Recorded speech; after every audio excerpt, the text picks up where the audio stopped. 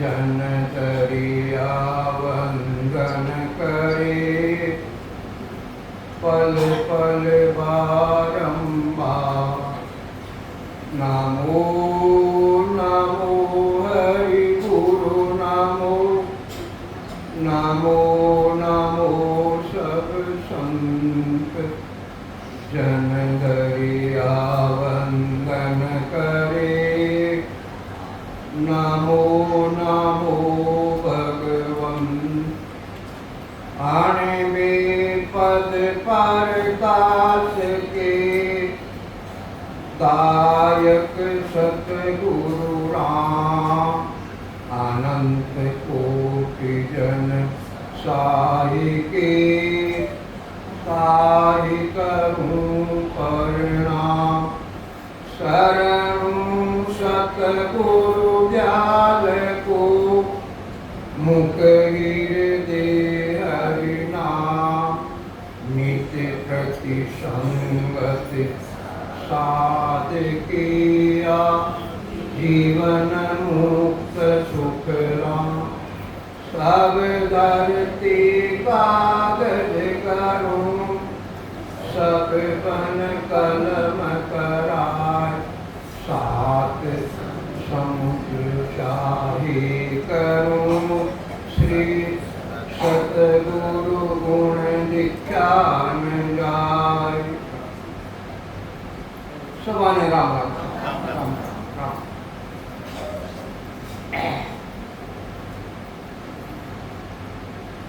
देखिए, परमात्मा के नाम की बड़ी भारी महिमा है, बड़ा भारी पराक्रम है। वो इस परमात्मा के नाम को आदि अनादि से सतयुग, त्रेता, द्वापर, कलयुग में अनंत महान पुरुष इस धराधाम पर अवतरित हुए और उन सभी महापुरुषों ने इस परमात्मा के नाम को रात दिन रटा और मोक्ष की प्राप्ति। और ये परमात्मा का नाम ऐसा शक्तिशाली है, तो जिस प्रकार से संसार में सोनार होता है, चांदी सोने का घेवर बनाता है, वो सोने को गाड़ना चाहे तो वो सोना बिना सोगी के गलता नहीं है। वो चाहे कितना ही उपाय करो, सोगी डालेगा जब जाकर वो सोना गलेगा। तो इसी प्रकार से ये परमात्मा का नाम सोगी की जैसे है। सोगी सोना को गाल देता है, इसी प्रकार से ये परमात्मा का नाम कर्मों को गाल देता है। और कर्म तीन प्रकार के, जो आदि अनादि से जीव आत्मा के लगे हुए, आदि अनादि से जब से पहले सृष्टि की रचना हुई और इस जीव ने संसार में आकर जन्म धारण किया, मनुष्य शरीर मिला और उस एक बार के मनुष्य शरीर के द्वारा ही असंख्य कर्म इस जीव आत्मा के लागू हो गए। और वो तीन प्रकार के कर्म है। संचित कर्म पहला, जो सबसे खतरनाक कर्म है, संचित। तीनों कर्मों में से सबसे खतरनाक, सबसे बड़े भारी ये कर्म जो संचित है, ये सारा खेल ही संचित कर्म का है। वो संचित कर्म वो हमारे हाथ में नहीं है, कर तो लिए हमने, चाहे अनबोल में करो चाहे जान के करो, वो हो तो गए। कर्म का कर्ता धर्ता मन है और इंद्रियों के द्वारा कर्म होते हैं। और इंद्रियों का राजा, शरीर का राजा ये मन है। ये हुक्म देता है, जिस प्रकार से राजा अपने नौकरों को सलाहकार को हुक्म देता है और वो नौकर वो सलाहकार प्रजा की भलाई के लिए काम करते हैं। इसी प्रकार से इंद्रियों का राजा ये अंतर मन में बैठा हुआ, ये मन बैठा हुआ अंतर, और ये हुक्म देता है इंद्रियों को, और ये हुक्म देता है, इसलिए वो इंद्रियां अपना अपना काम करती। तो मन के वशीभूत होकर इंद्रियों के द्वारा कर्म हो चुके, वो हमारे से वो हो चुके हैं। और वो हो चुके, वो डिपॉजिट है, वो संचित है, वो संचित पूंजी है हमारी, कर्मों की पूंजी संचित है। इस प्रकार से यहाँ पूंजी रात दिन मेहनत करके पूंजी इकट्ठी कर और कोई बैंक में संचित क्या नाम से डाल दे और वो संचित पूंजी बैंक में पड़ी है। वो पूंजी बैंक वाली पूंजी घर वालों के हाथ में नहीं है, वो पड़ी है। जब इच्छा हो और फिर बैंक से निकालो। इसी प्रकार ये संचित कर लिए हमने और वो डिपॉजिट परमात्मा के दरबार में, वो डिपॉजिट धर्मराज जी के दरबार में वो कर, मगर वो कर अब हमारे हाथ में नहीं है। जिस प्रकार से संचित पूंजी जो जमा कराने वाला होता उसी के अधिकार में रहती है, वो परिवार वालों पे नहीं रहती है। तो इसी प्रकार वो संचित कर्म भोगने के लिए इस जीव को देते हैं कि ये तेरे कर्म तुझे ही भोगना है, इसलिए वो संचित कर्मों से भोगने के लिए दे देते कि ये वो परिवर्तन होकर आकर प्रारब्ध के रूप में परिवर्तन हो जाए। प्रारब्ध की संचित थी पर परिवर्तन हो गया, उसका प्रारब्ध बढ़ गया, तो ये प्रारब्ध के रूप में हमारा शरीर मिला पाप तत्वों का। और अब शरीर मिला तब शरीर के द्वारा रोजाना 24 ही घंटा वर्तमान में जो कर्म किए जाते, जो रात दिन कर्म कर रहे हैं, गहरी नींद में भी कर्म हो रहा, गहरी नींद में भी कर्म हो रहा। तो जो वर्तमान में जो कर्म किए जाते हैं वो क्रियमान कर्म है जो कर रहे हैं। और वो क्रियमान कर्म दो प्रकार के, शुभ कर्म और अशुभ कर्म। किए तो हमने शुभ कर्म, मगर अशुभ कर्म जबरदस्ती हो गए। जबरदस्ती हो गए, कैसे हो गए समझो आप। तो जिस प्रकार से सायंकाल हम अपने घरों में वाणी जी महाराज की आरती करते हैं, क्या तो घी का दीपक जलाते। घी का दीपक जलाना शुभ कर्म, मगर उसकी अग्नि की लो से असंख्य सूक्ष्म जीवों की हिंसाएं होगी। तो किया तो हमने शुभ कर्म, मगर ये अशुभ कर्म जबरदस्ती ये बंद करिए। तो कहने का तात्पर्य ये वर्तमान में जो क्रियमान कर्म कर रहे हैं रात दिन, शुभ और अशुभ, ये फिर दोनों कर्म फिर वापस संचित में जाकर मिल जाते हैं। जिस प्रकार से यहाँ बैंक में हमारी संचित पूंजी है 1 लाख रुपये, फिर कहीं से आए हमारे पास, और जो ही 1 लाख रुपये लेकर हम गए और हमारा अकाउंट नंबर लिखा और फिर अकाउंट नंबर के द्वारा क्या नाम से बैंक में जाते अकाउंट नंबर फिर हमारी पूंजी जमा। इसी प्रकार ये पूंजी संचित कर्मों की मां जमा। तो ये सारा खेल ही कर्मों का है। जब तक कर्म भोगते भोगते एक भी कर्म संचित बाकी रह गया, वापस माँ के घर में आना पड़ेगा। इसलिए कहने का तात्पर्य महाराज का अभिप्राय यही है कि जिस प्रकार से सोगी के द्वारा सोना गाला जाता है, इसी प्रकार से परमात्मा का नाम सोगी है, ये कर्म को गालता है। जन्म जन्मांतरी कर्म गल जाते हैं। इसलिए महाराज ने सबसे मोटी बात कर्म को गालने की बताई है। वो कौन सी है? कर सत्संग राम रट रसना, कर्म कटे सब सारा, अनहद बाजा बाजन लाजा, अंतर भय उजियारा।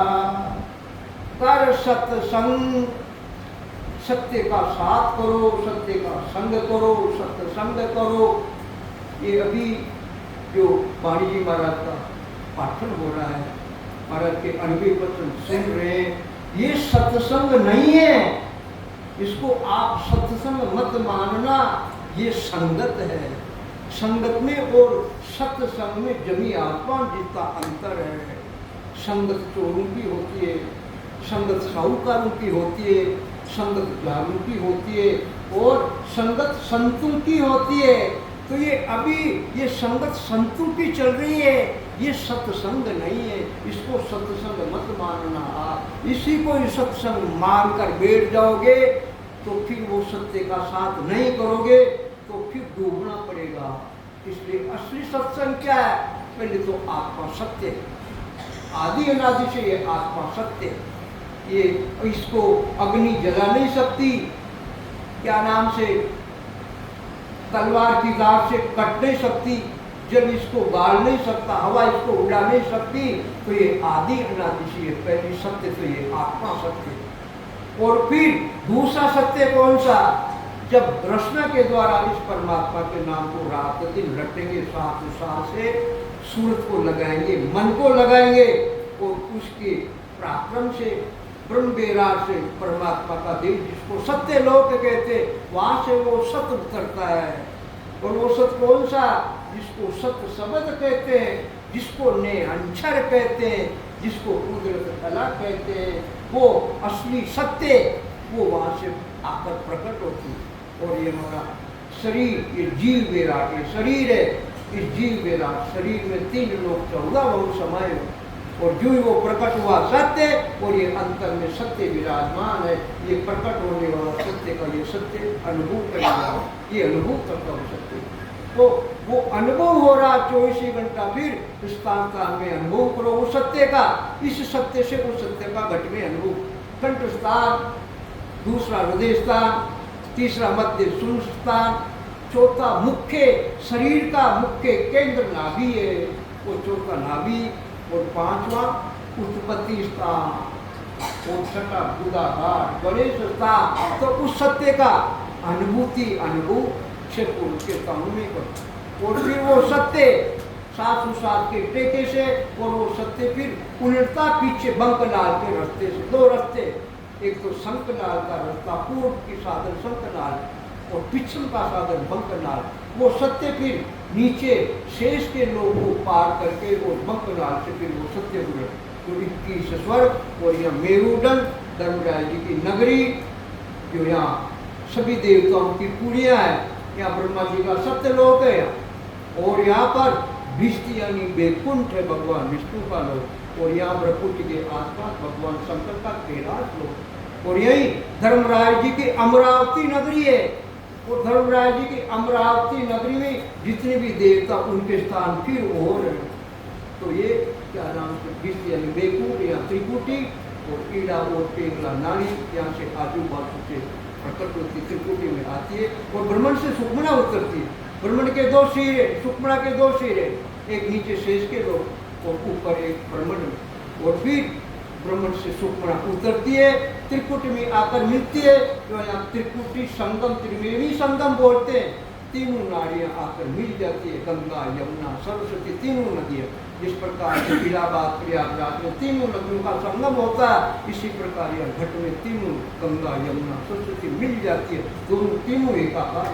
और फिर आगे क्या नाम से सुखमना चलती है, यहाँ पे 2 पांव का कमल है, चिदानंद का स्थान है, और ब्रह्मांड में 1000 पांव का कमल है, और पार ब्रह्म में अनंत पांव का कमल। इस प्रकार से 12 ही कमल को जो सत्य प्रकट हुआ, उस सत्य की अनुभूति अंतर में सत्य करता है। और फिर जीते जी 5 तत्व के शरीर से वो सत्य अलग हो जाता, और ये आत्मा उसका संग कर लेती है।